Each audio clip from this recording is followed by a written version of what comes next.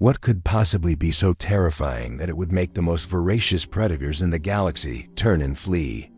What nightmare could force creatures that have consumed entire star systems, creatures that know no fear, no mercy, no concept of retreat, to suddenly abandon their feeding grounds and run?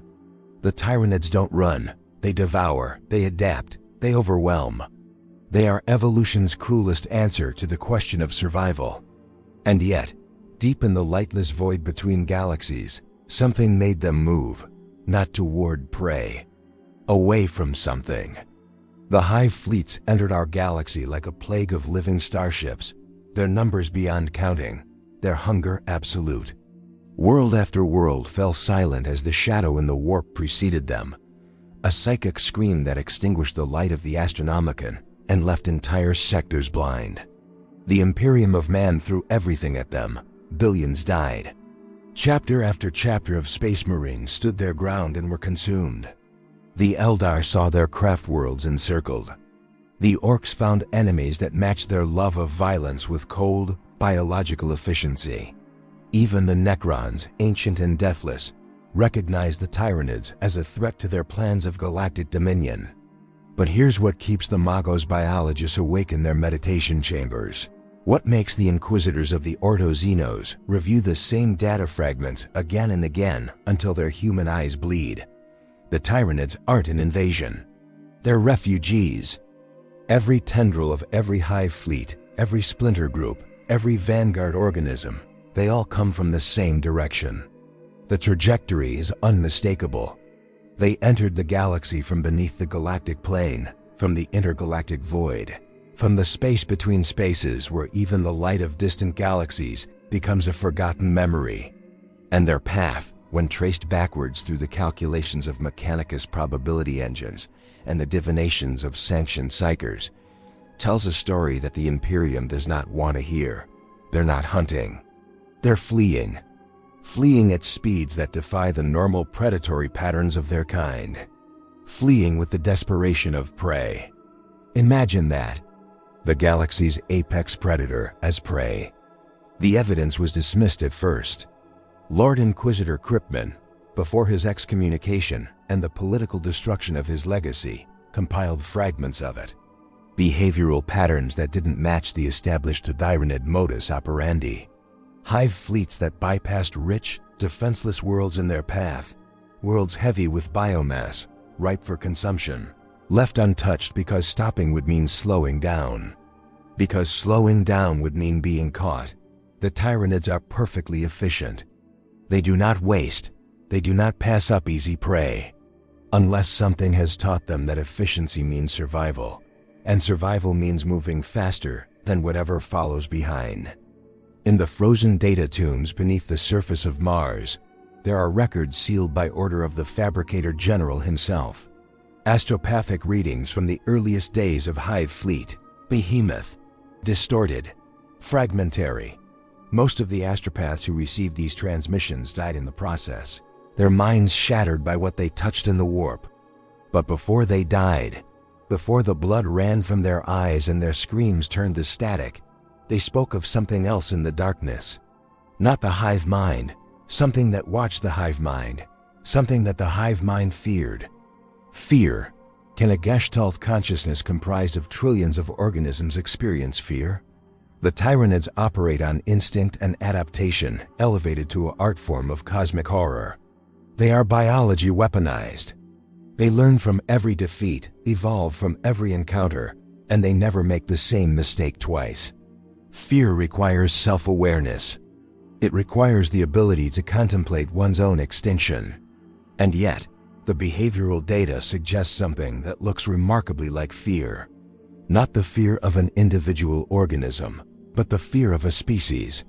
The fear of something that has learned, across perhaps millions of years and countless galaxies, that there are things in the universe worse than being devoured. The Inquisition has a name for these theories now. The Outsider Hypothesis. Named not after the Catan shard of legend, but after the simple, terrifying notion that there is something outside the galactic rim. Something that the Tyranids encountered. Something that taught them to run. What would that even look like? What could make a Hive fleet turn? The Tyranids have evolved to strip entire biospheres down to bedrock. They've developed organisms capable of cracking open planets like eggs and drinking the molten core. They've created living spacecraft that can survive in the void for millennia without sustenance, waiting, patient, until prey wanders into range. They are adaptation incarnate. So what would they need to adapt away from? Some among the Ordo Xenos theorize it's another Tyranid superfleet. Something older, something that evolved further. A hive mind that consumed its own galaxy and then turned on its lesser cousins, forcing them to flee or be absorbed. Consumed by their own ultimate form. It's a theory that has a certain elegant horror to it, the Tyranids fleeing from themselves, from what they will become. But it doesn't explain the fear. Others whisper of ancient races. The old ones, perhaps, survivors from the war in heaven, still clinging to existence in some distant corner of reality. And the Tyranids learned long ago that the creators of the Eldar and the Orcs are not prey. They are gods, and gods are best avoided, or perhaps the Rangdan. The Imperium faced the Rangdan genocides during the Great Crusade. Entire Space Marine legions were expended. The records are sealed, locked away in the deepest vaults of Terra, but the little that survives suggests an enemy so terrible that the Emperor himself took to the field. What if the Rangdan weren't contained? What if they simply moved on, and the Tyranids know what awaits anything that crosses their path? But there's another possibility, one that the more radical members of the Inquisition have begun to consider in their private councils, shared only in chambers warded against all psychic intrusion and recorded nowhere save in memories that will die with their bearers. What if there's nothing chasing the Tyranids? What if they're running from where they came from their home world, from the place where the first Tyranid organism evolved and began its journey toward becoming the Hive Mind? What if that place has become something worse than the Tyranids? What if they succeeded in their purpose there, consumed everything, achieved perfect biological unity, and in doing so created something that even they recognize as an abomination? The apotheosis of the hive, the final form, and it does not travel.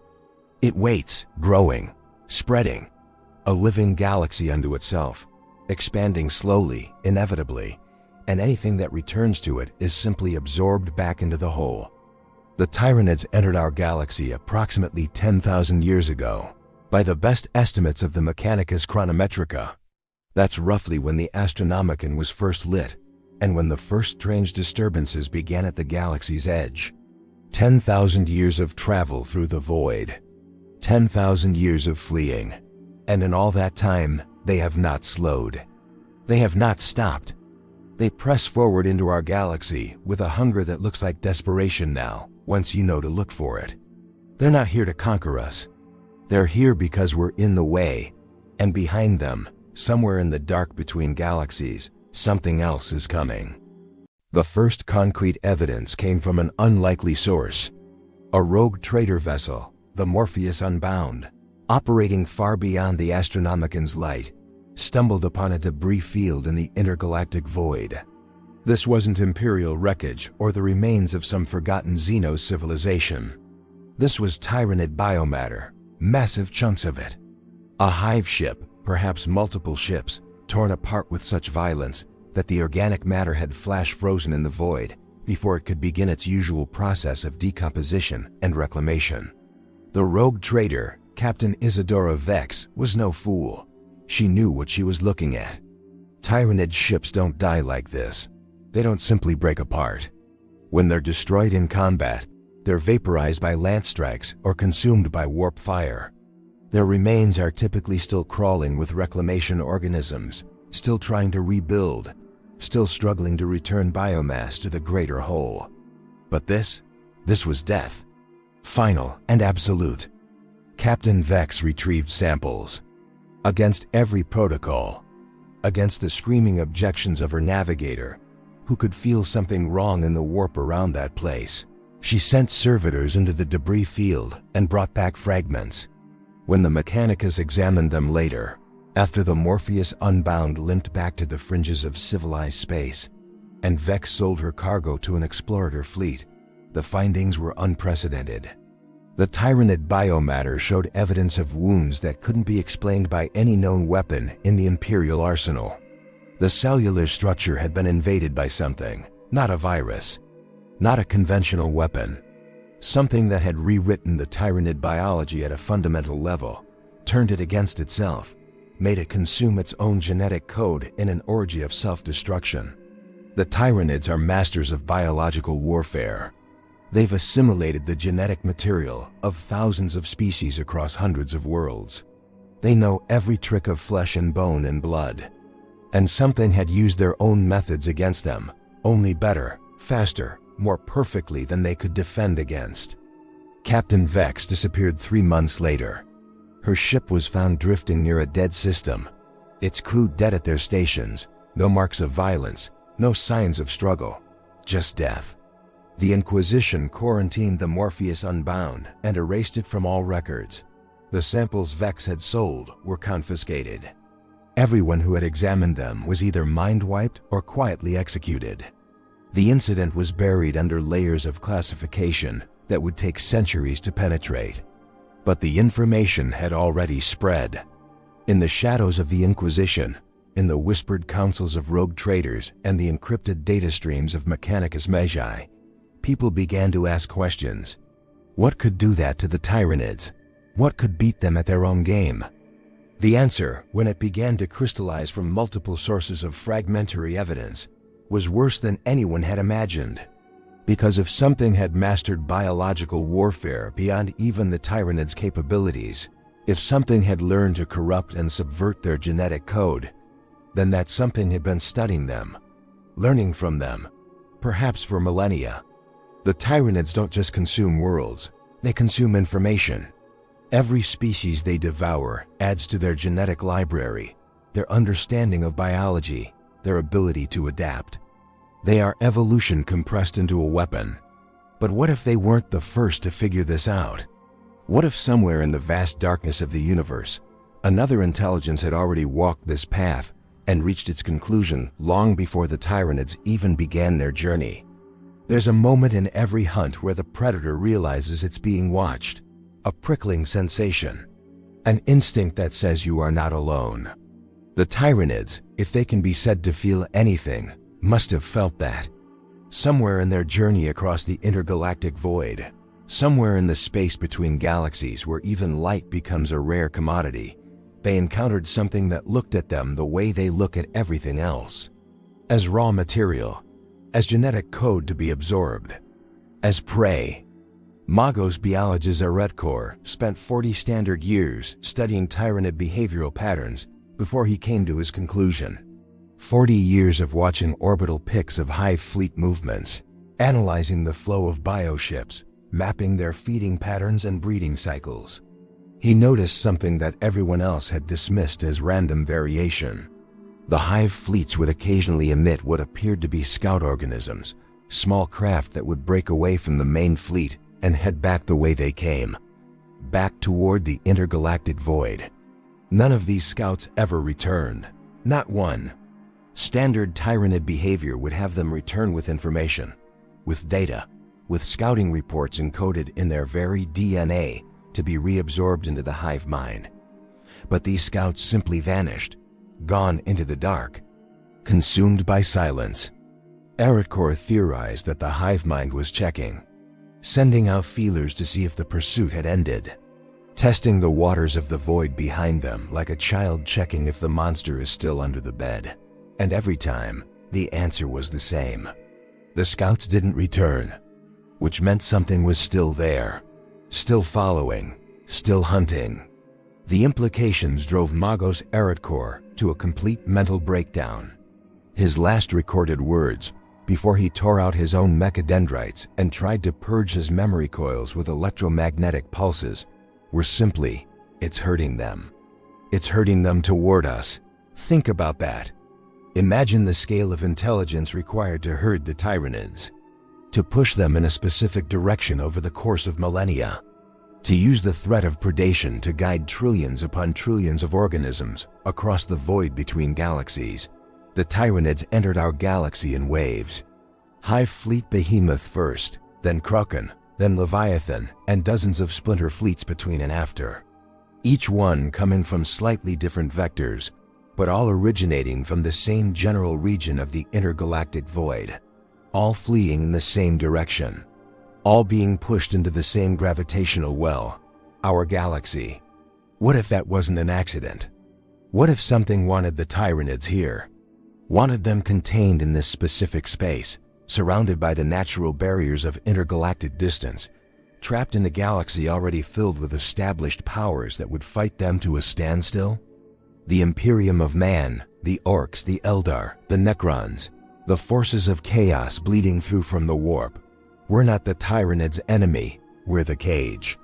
We're the walls of the trap that something else built. And the Tyranids, in their desperate flight, ran straight into it. There are reports, unconfirmed and heavily redacted, from the Eastern Fringe. From worlds that have been scoured by Tyranid hive fleets and then abandoned as the fleets moved on. Survivor colonies, hidden in deep bunkers or remote mountain regions, emerging after the shadow in the warp has passed. They speak of things they saw in the final days of the invasion. Of Tyranid organisms that seemed to be fighting each other. Of bioships that turned their weapons on their own kind. Of creatures that sprouted new limbs, new weapons, new forms that didn't match any known Tyranid adaptation. And these new forms would hunt the old ones, consume them, break them down. The survivors described them as Tyranids that were more perfect, more efficient, more terrifying. And then, just as suddenly as they appeared, they would vanish, dissolve into spores that drifted up into the atmosphere and disappeared, almost as if they were reporting back, gathering data, observing. The Imperium calls these reports mass hallucination, the trauma of Tyranid invasion, the psychological scars of seeing your world consumed.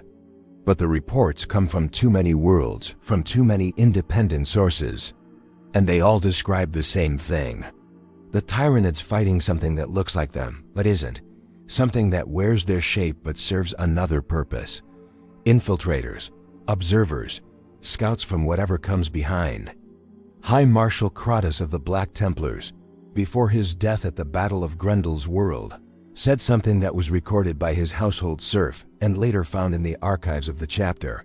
He had been fighting Tyranids for decades, had seen entire crusades consumed by the hive fleets, had watched brothers he'd known for centuries torn apart and digested into biomass. And in his final transmission, as his strike cruiser burned in orbit around a world already lost, he said, "I have fought the Great Devourer for half my life. I know its patterns. I know its hunger. And I tell you this, what we face is not hunting us. It is hiding among us, hiding from something else. We are not its prey. We are its cover. The shadow it uses to mask its presence from a greater predator. And when that predator arrives, and it will arrive, we will all learn what true hunger means." The transmission ended there. The strike cruiser was lost with all hands. Kratos' words were archived and forgotten, but they echo now in the halls of the Inquisition. They resonate with the evidence that keeps mounting.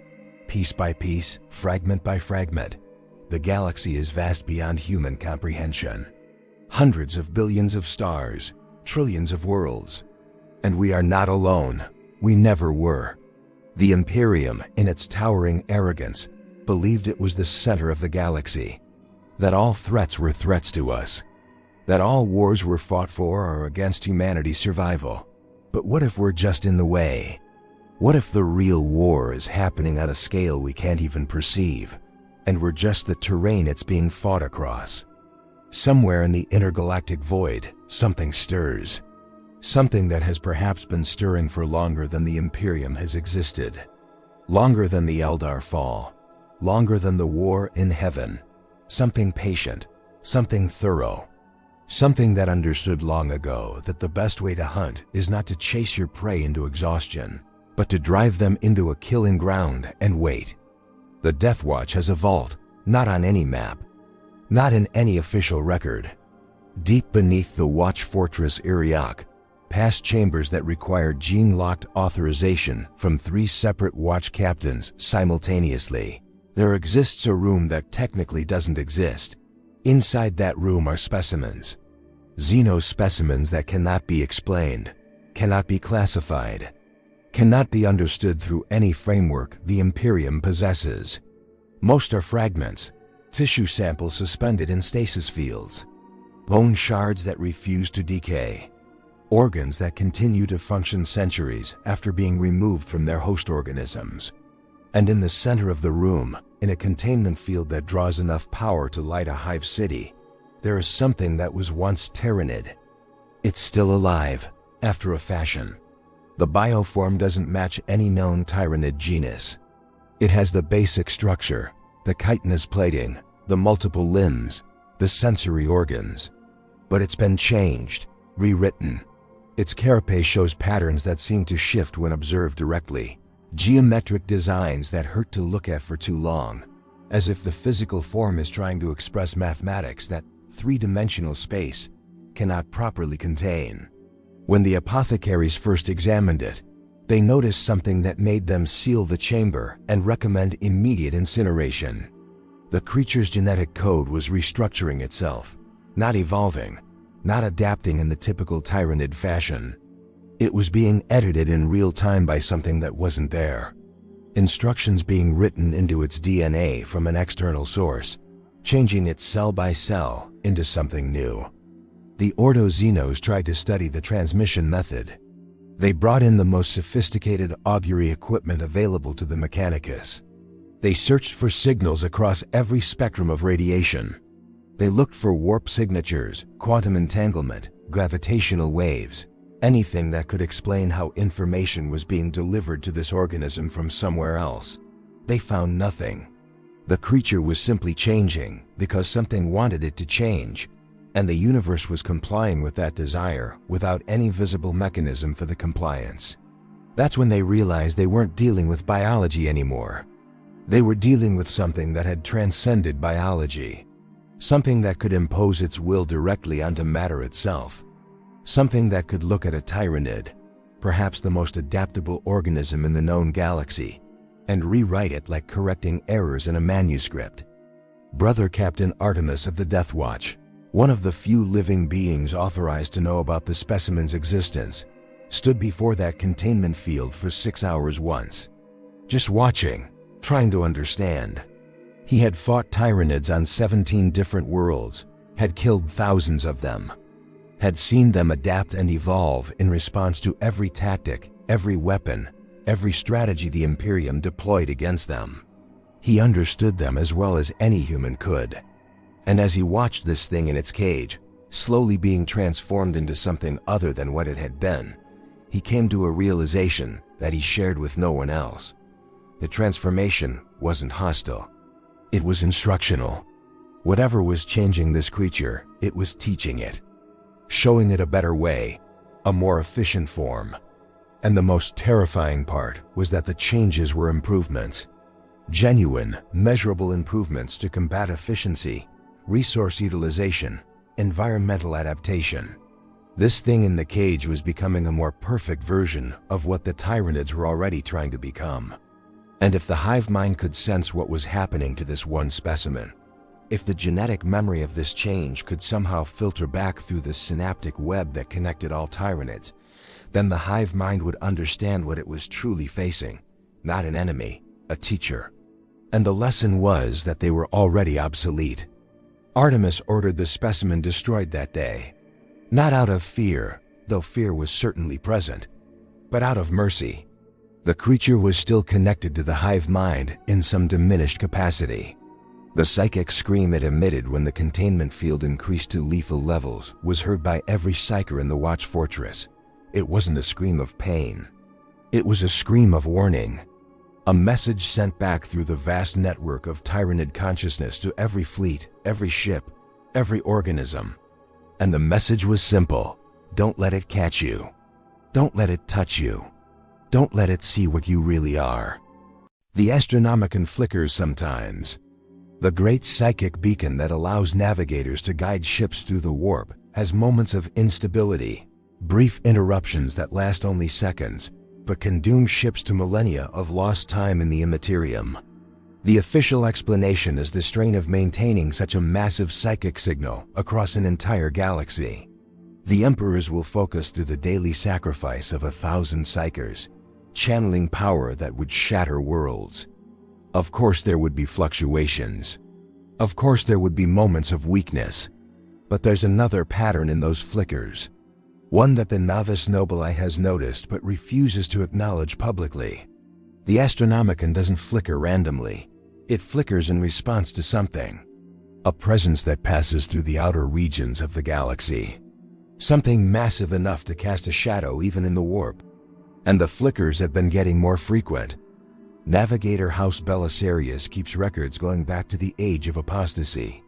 Detailed logs of every flicker, every variation in the Astronomicon signal strength, every anomaly detected by their most sensitive navigators.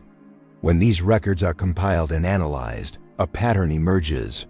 The flickering began approximately 8,000 years ago, sporadic at first, once every few centuries.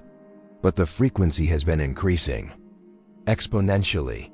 In the last millennium alone, there have been more flickers than in the previous 4 millennia combined. And they're not coming from random directions. They're coming from the galactic east, from the direction the Tyranids emerged, from the void between galaxies where something else dwells. The navigators have a theory they share only among themselves, in the great halls of their house ships where no outsiders are permitted. They believe the Astronomicon isn't just a beacon for Imperial ships, it's a lighthouse. And like all lighthouses, it warns of danger, but it also reveals position. Every time it pulses, every time it sends its signal cascading through the warp, it announces to everything in range, here we are. Here is Terra. Here is humanity. Here is prey. The Tyranids found us by following that signal. They emerged from the void, desperate and fleeing, and they saw a light in the darkness. A gathering of so much biomass, so many worlds, so much life compressed into one galaxy. They must have thought they'd found salvation. A place to hide. A place where their numbers might mean something against whatever pursued them. They didn't realize they were swimming toward a different kind of trap. Because if the Tyranids could follow the Astronomicon, then whatever hunts them can too. There's a legend among the astropaths. A ghost story they tell each other in the choir chambers, where they gather to send their messages across the void. They speak of the Silent Choir, a group of astropaths who existed during the early years of the Tyranid invasions, who were tasked with monitoring the psychic shadow that the Hive fleets cast before them. These astropaths would reach out with their minds, trying to understand the Hive Mind, trying to find weaknesses in its psychic unity. One by one, they went silent, not dead, just silent. Their bodies remained alive, their vital signs stable, but their minds were gone, evacuated, hollowed out.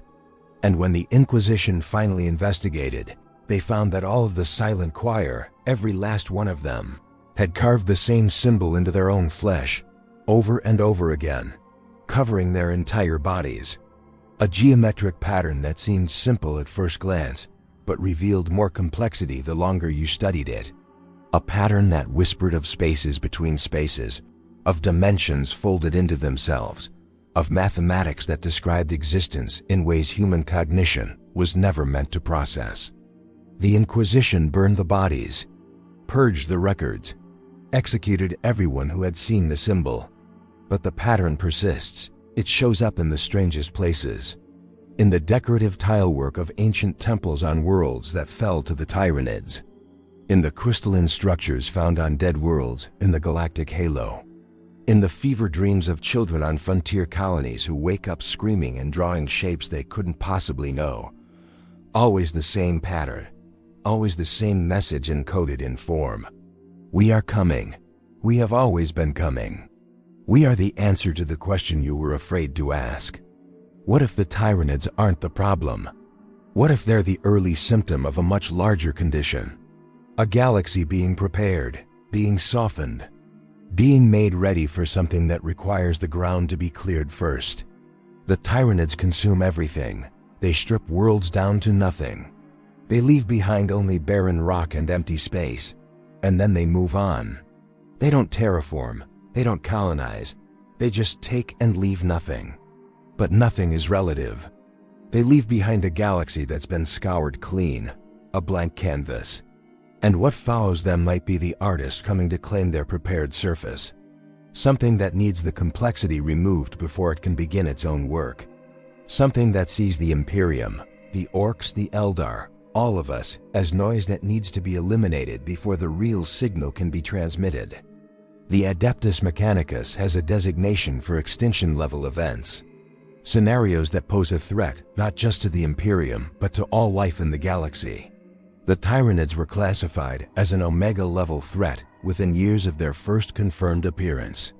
But in the deepest data vaults of Mars, protected by encryption that would take the heat death of the universe to crack, there's another classification, one that exists in theory only. A theoretical framework for a threat so absolute, so comprehensive, that it doesn't just end life. It ends the possibility of life. The Mechanicus calls it an Omega Plus event. The complete restructuring of reality within the affected area. Not destruction, transformation. Everything that exists becoming something else. Something that serves a new purpose under a new set of physical laws. And the theoretical detection markers for an Omega Plus event match perfectly with the readings taken from the intergalactic void where the Tyranids emerged. Something back there is changing the rules, rewriting the equation. And it's moving toward us at a speed that makes the Tyranid advance look like standing still. The flickers in the Astronomicon aren't warnings, they're ripples. The first touches of a wave that hasn't even crested yet. The Fabricator General of Mars received a data packet from an explorer fleet operating in the Ghoul stars 3 months ago. The transmission was corrupted, fragmentary, degraded by passage through unstable warp currents and the interference of stellar radiation. But what remained was enough to justify the immediate recall of 17 explorer fleets operating in the Eastern Fringe. Enough to trigger emergency sessions of the Synod Ministra. Enough to make the Fabricator General, an individual who had replaced 70% of his biological mass with cybernetic augmentation, specifically to eliminate the capacity for fear, lock himself in his private sanctum for 48 hours and refuse all communication. When he emerged, he transmitted a single encrypted message to the High Lords of Terra. The message contained only coordinates. A location in the intergalactic void, approximately 20,000 light-years beyond the galactic rim, and a single word in binary cant that translates roughly to threshold. The explorer fleet had been investigating gravimetric anomalies, distortions in spacetime that suggested the presence of massive objects in regions of space that should have been empty. They found something, a structure. Calling it a structure doesn't do it justice because structures are things that can be comprehended, measured, understood within the framework of human perception. What they found was a boundary, a line drawn across the void where the fundamental constants of physics shifted. On one side, reality as we understand it. On the other side, something that looked like reality but operated under different rules, different laws. The explorer ship sent servitors across the boundary, heavily shielded, equipped with every sensor the Mechanicus could devise. The servitors crossed over and immediately began broadcasting impossible data. Temperature readings that violated thermodynamics.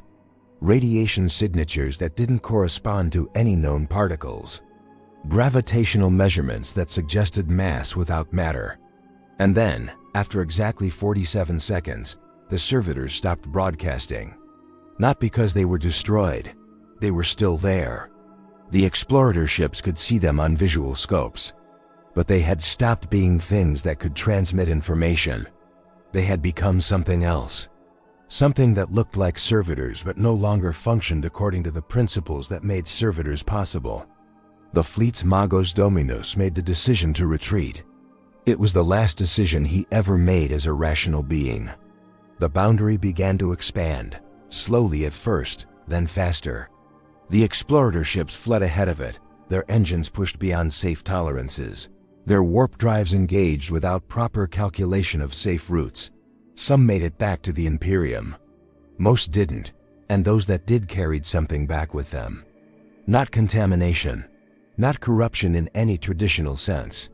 The crew members were physically unchanged, mentally intact, but they had been exposed to the boundary, had felt its presence, had looked at the space where reality became negotiable, and they could no longer stop thinking about it. It was in their minds like a splinter, like a seed taking root. They drew diagrams in their sleep, wrote equations that made no sense but felt true, spoke of concepts that didn't have names in any human language: compression, translation, optimization. The Inquisition tried quarantine, tried mind wipes, tried execution and resurrection through careful use of Xenos technology recovered from the Eldar. Nothing worked. The knowledge persisted. The understanding remained. Once you've seen the boundary, once you've comprehended that reality is malleable, that the laws of physics are suggestions rather than absolutes, you can never fully return to the certainty you had before. The survivors of the Explorer fleet are kept in specialized facilities now, distributed across a dozen different watch stations, isolated from each other, monitored constantly. The Mechanicus studies them, tries to extract useful information while minimizing the risk of whatever they carry spreading beyond containment. And what the survivors describe, in the few moments when they can articulate their experiences in ways that approach human language, is always the same core concept. The boundary is moving, expanding, consuming the intergalactic void inch by inch, light year by light year. And it's not empty space beyond that boundary, it's occupied, inhabited by something that exists in a state that predates matter, predates energy, predates the concept of existence itself. Something that looks at our universe the way we might look at a garden that's become overgrown, wild, chaotic, in need of pruning. The Tyranids didn't flee from an enemy, they fled from a gardener. And the gardener is coming to tend the growth that has gotten out of control. On the eastern fringe, the fighting has changed. The Imperial Guard regiments, the Space Marine chapters, the Mechanicus Defense Forces all report the same shift in Tyranid behavior over the last decade. The Hive fleets are becoming erratic, less coordinated. The swarm tactics that defined their invasion strategy are breaking down. Individual bioforms are acting with what looks disturbingly like independent thought, making decisions that benefit their immediate survival, even when those decisions contradict the greater strategic goals of the Hive Mind. It's as if the synaptic control is degrading, as if the vast psychic network that binds all Tyranids into a single unified consciousness is developing fractures, dead zones where the signal doesn't reach, organisms that are cut off from the whole and must learn to survive alone.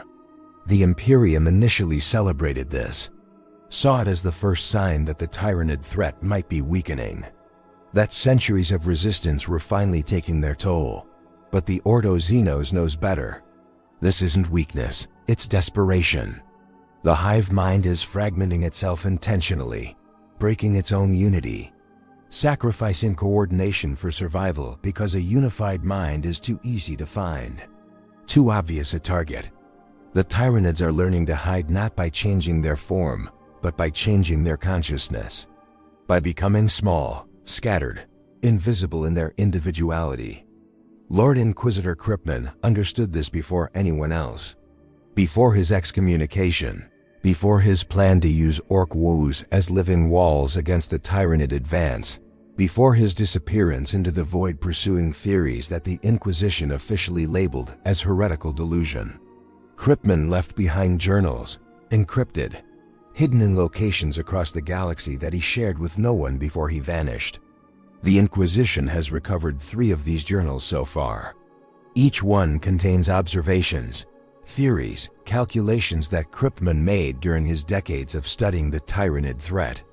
And in the 3rd journal, dated approximately 5 years before his excommunication, there's an entry that reads like prophecy. He wrote, "The Hive Mind is not our enemy. It is a refugee that has brought its war to our doorstep.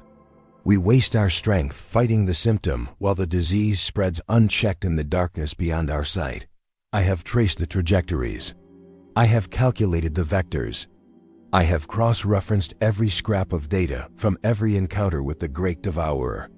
And I have come to an inescapable conclusion. The Tyranids are a warning.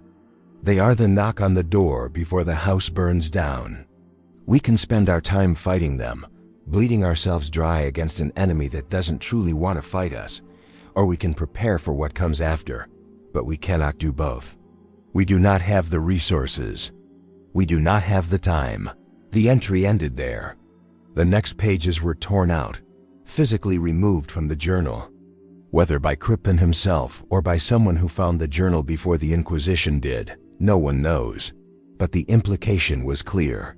Crippen had figured out what was coming, had understood the true nature of the threat, and either that knowledge drove him to his radical actions, or that knowledge was deemed too dangerous to be allowed to exist even in encrypted form. Either way, the man who understood the Tyranids better than anyone in the Imperium had concluded that fighting them was pointless. That survival meant looking past them to the horizon they fled from. The Eldar know. Of course they know. They've existed for millions of years. Their empire spanned the galaxy when humanity was still learning to make fire. They've seen civilizations rise and fall. They've witnessed the birth and death of species beyond counting, and they're afraid. Genuinely, existentially afraid in a way that the Eldar, who survived their own apocalypse and birthed a chaos god through their decadence, have rarely displayed. The few times Imperial agents have managed to communicate with Eldar Farseers about the Tyranid threat, the response is always the same. The Eldar look past the immediate danger. They speak of the Tyranids as if they're already dead, already defeated by something that hasn't even arrived yet. Farseer Eldrad Ulthran, in a rare moment of cooperation with the Imperium during the defense of Craftworld Eendon, said something to an Inquisitor that was recorded and later analyzed by the Ordo Xenos. He said, "Your species measures time in generations. You think in terms of centuries. The Tyranids think in terms of evolutionary cycles. They plan across millennia. But what comes behind them thinks in terms of universal epochs. It measures time in the birth and death of galaxies. And it has decided that this galaxy's time has ended. Not because of anything we've done, not because of any particular sin or failure, simply because the experiment has run its course and the results have been recorded. Now comes the cleanup. The preparation for the next iteration." The Inquisitor asked what that meant. Eldrad simply smiled. That terrible, knowing smile that the Eldar wear when they see futures that lesser races cannot comprehend. And he said, "It means you should have listened to the Tyranids. They were trying to hide among you, trying to disappear into the noise of your wars and your empires.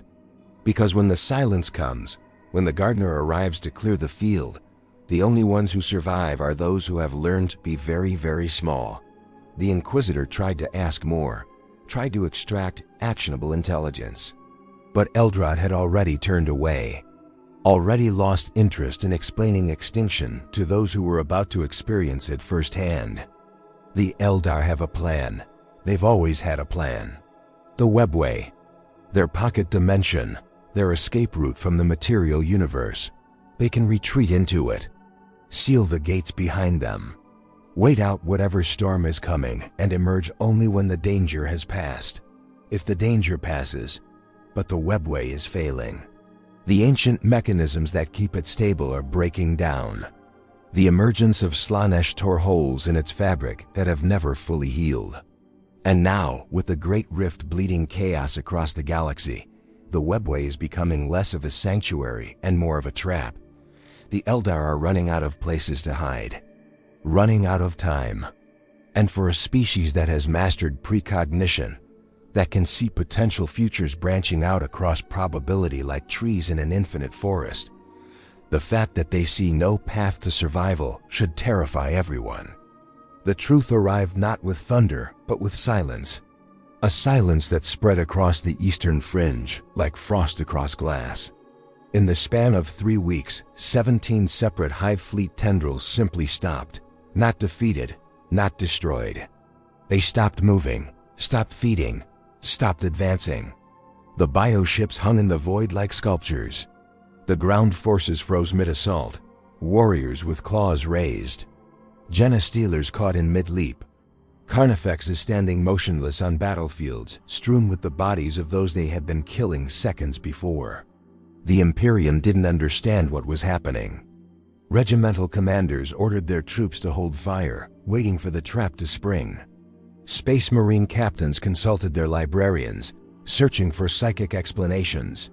The Mechanicus deployed every sensor array they possessed, looking for evidence of some new weapon, some biological agent that had paralyzed the swarms.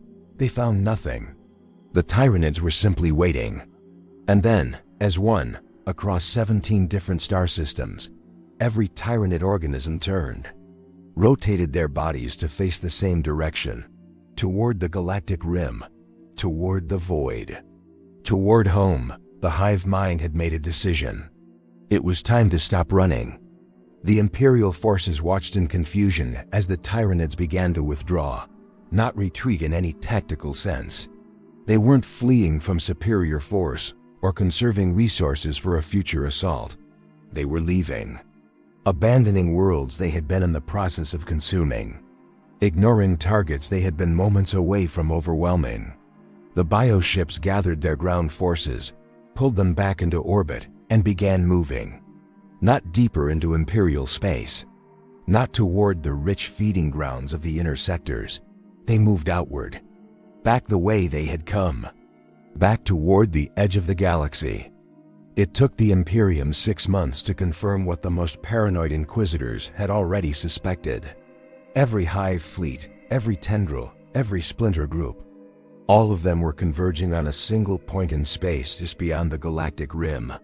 The Tyranids were gathering for something, building toward something, and the psychic resonance of it was so powerful that astropaths across the galaxy were collapsing at their posts, bleeding from their eyes and screaming about the song. The terrible song that had no melody, no rhythm, only purpose. The Hive Mind was singing its final defiance. A decision was made at the highest levels of the Imperium, not announced, not debated in any official capacity, but made nonetheless. If the Tyranids were gathering for a last stand, then this was humanity's chance, perhaps the only chance.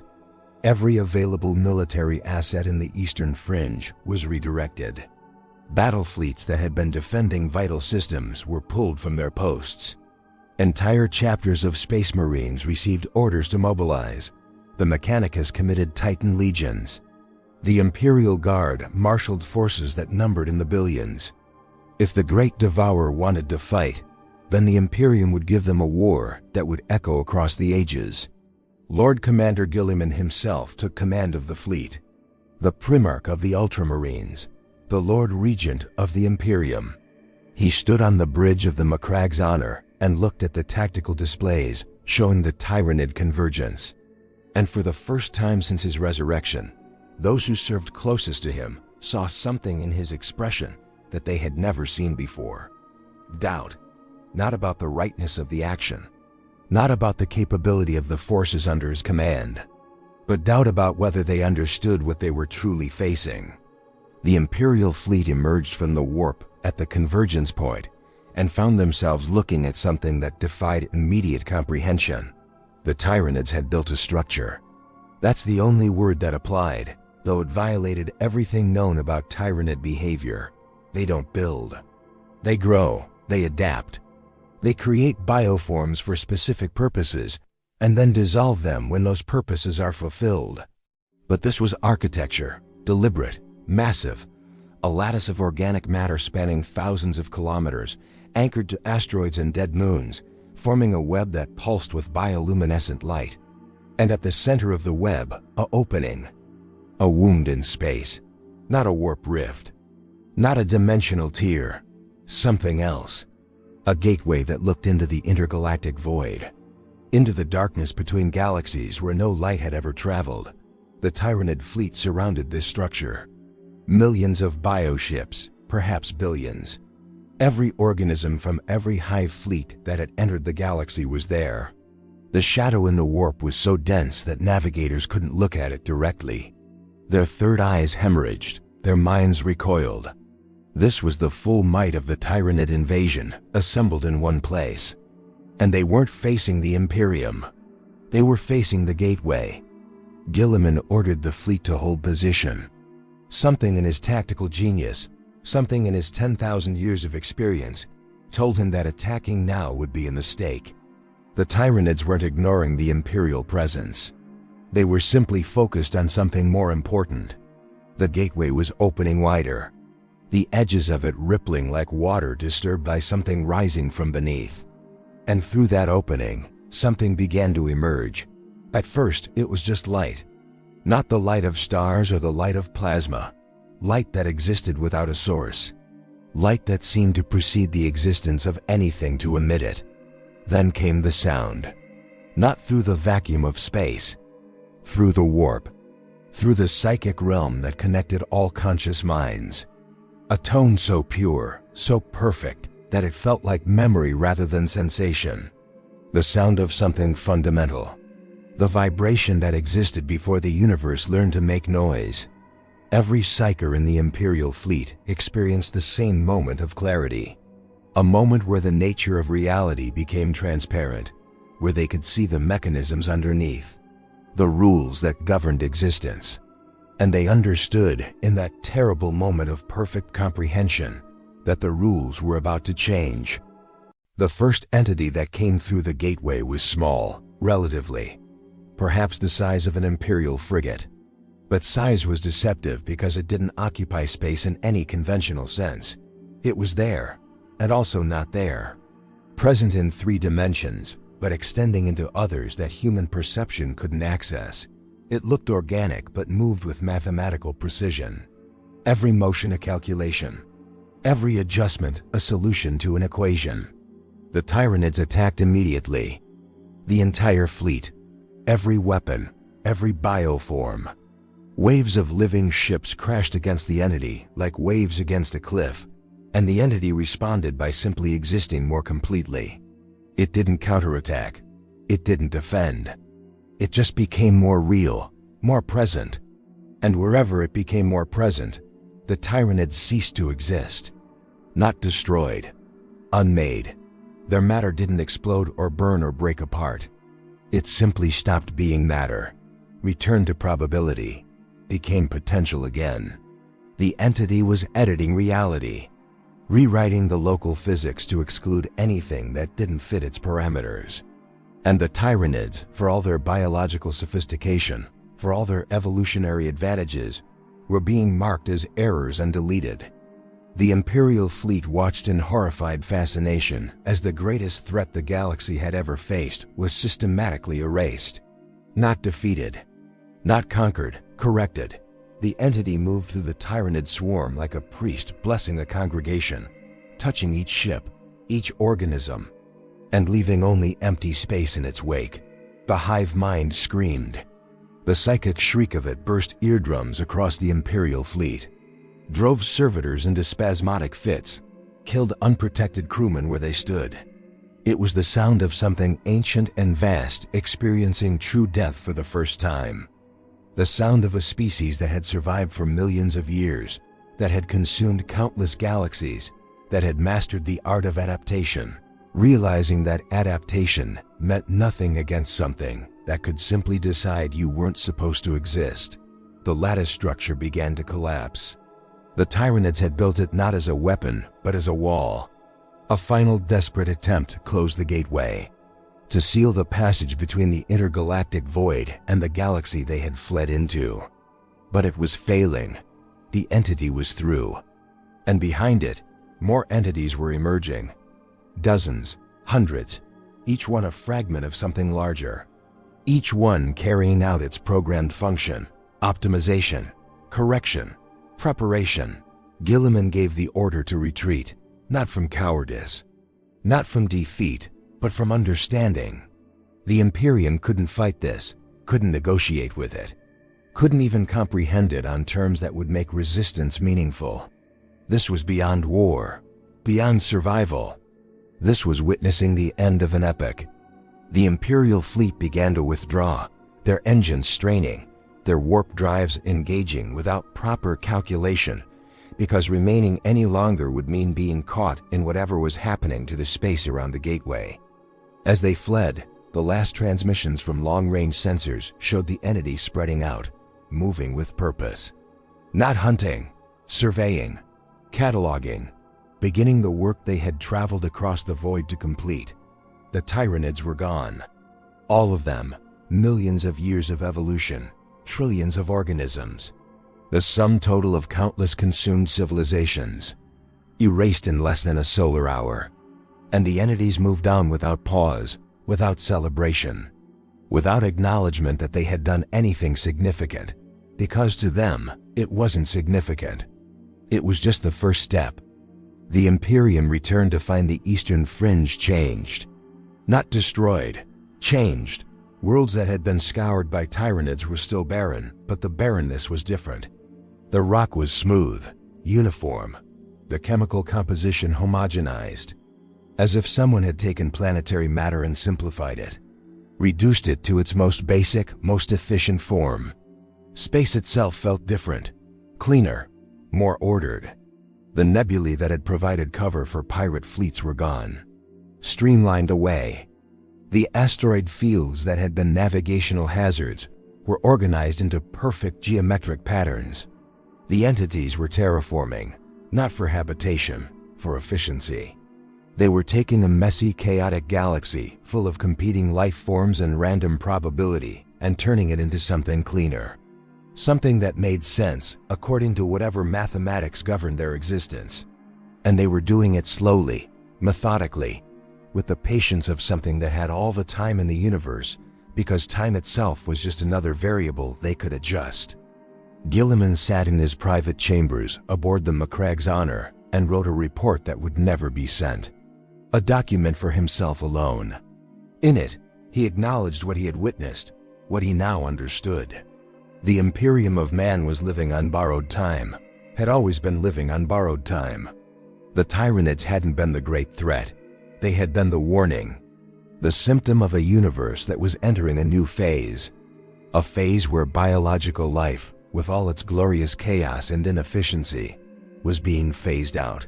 Not out of malice, not out of any emotion at all, simply because the time for biological life had ended.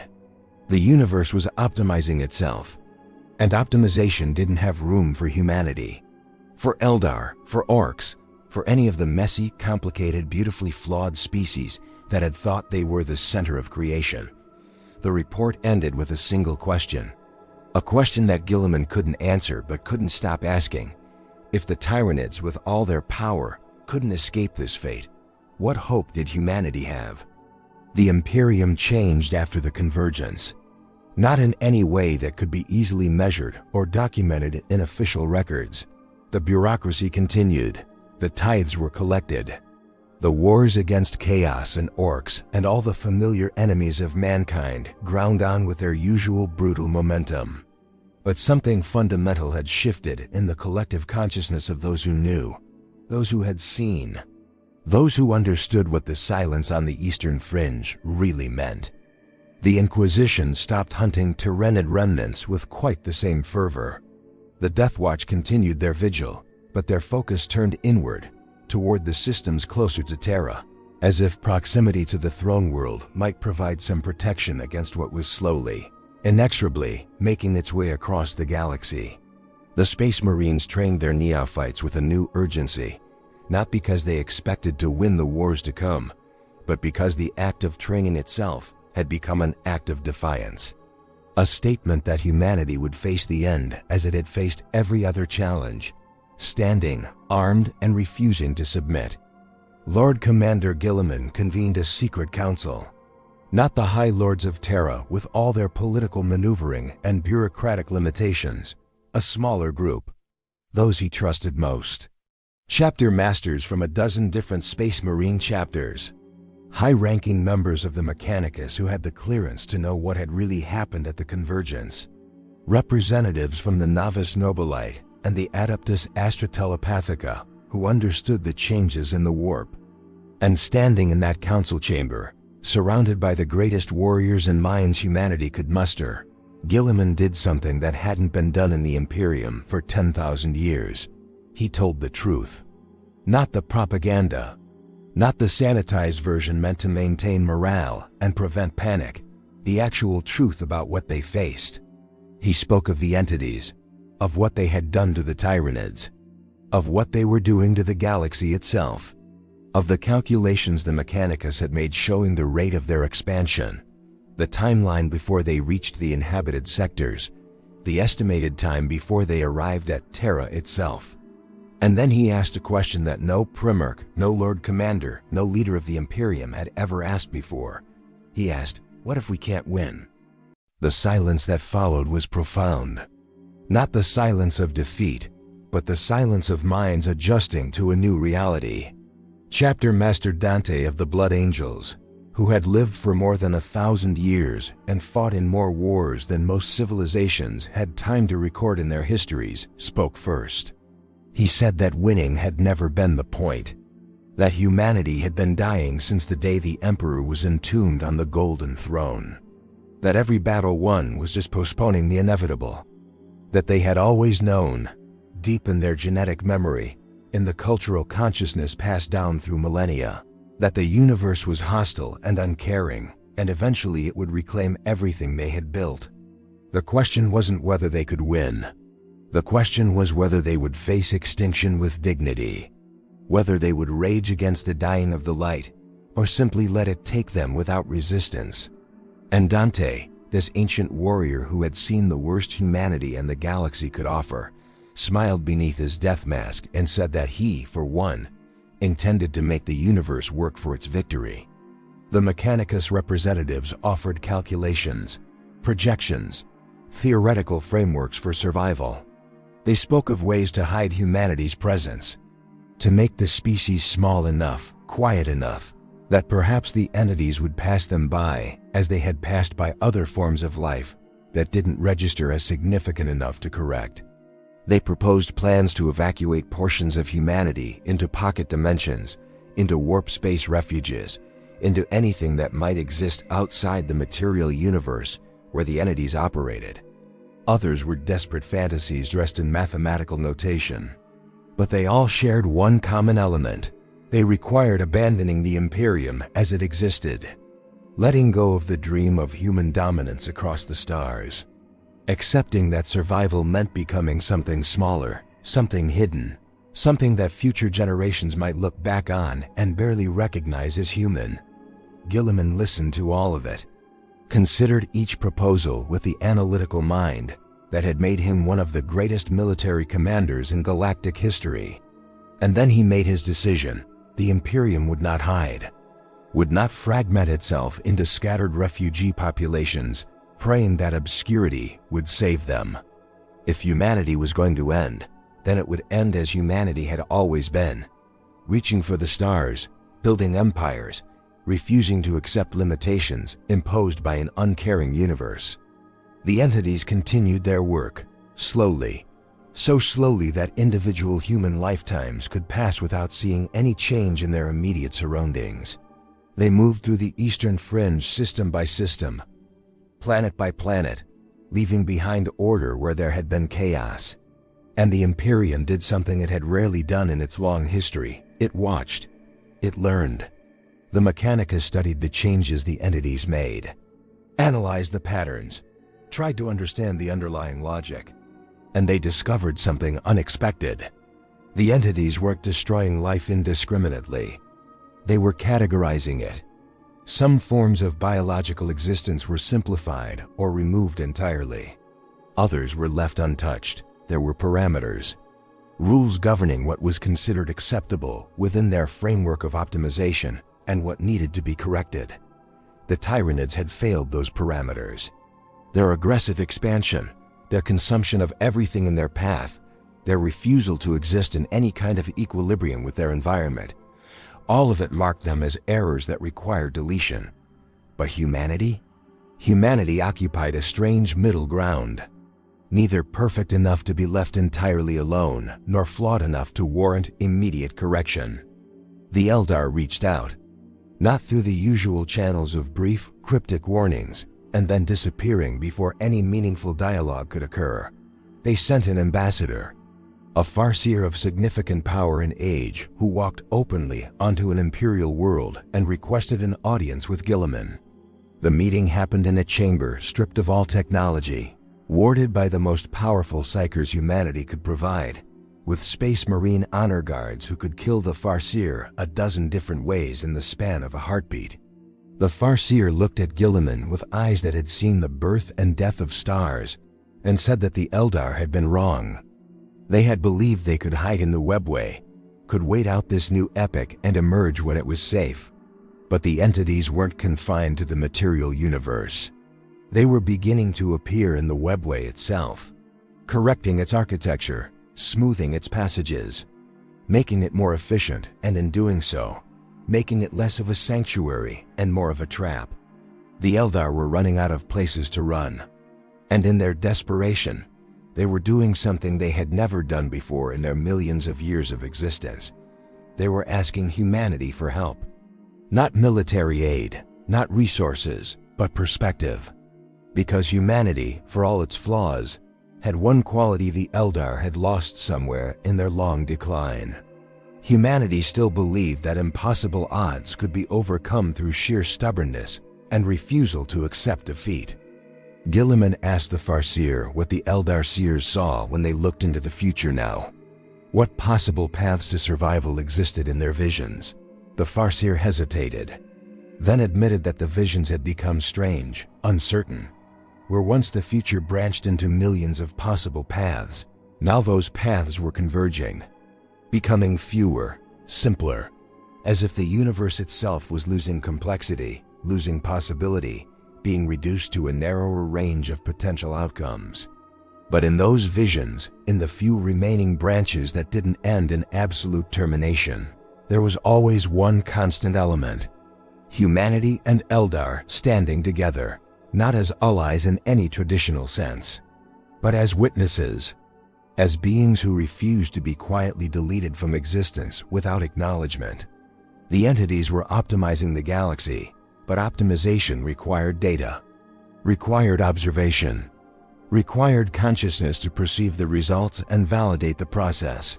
And perhaps, the Farseer suggested with something that almost approached hope, perhaps the entities needed witnesses more than they needed an empty, perfectly ordered universe with no one left to appreciate its efficiency.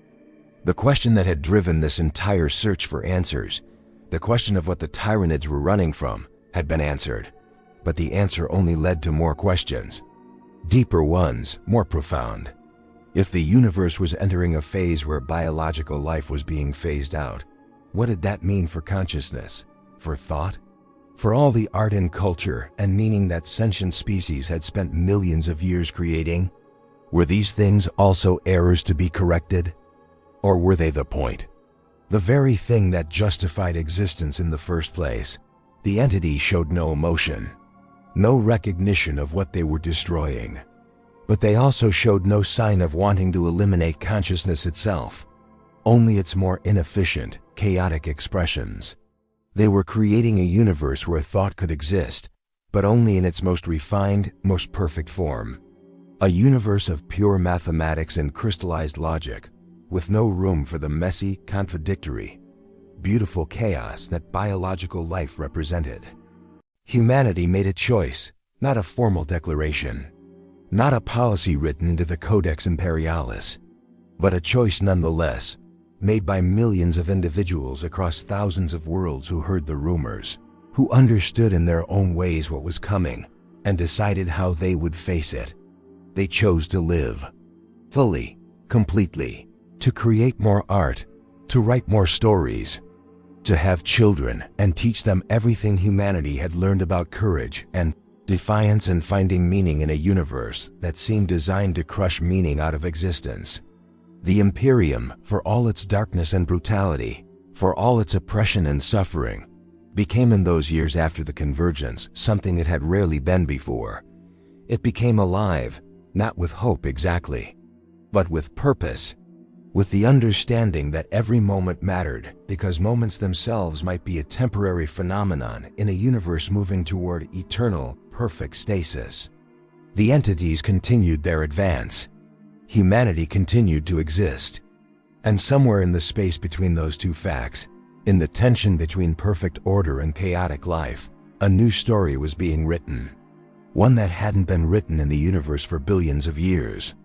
The story of consciousness refusing to be optimized out of existence.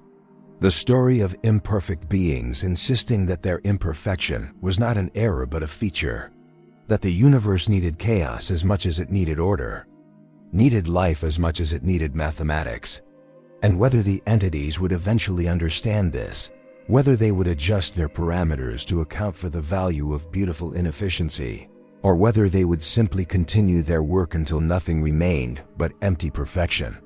That story was still unfolding, still being told, by every human who chose to keep fighting, every Eldar who chose to remember, every orc who chose to laugh in the face of extinction, every sentient being in the galaxy who looked at the approaching end and said, "Not yet." Not without a fight. Not without making the universe remember that we were here. And perhaps that's the real answer to what the Tyranids were running from. Not death, not extinction, but irrelevance.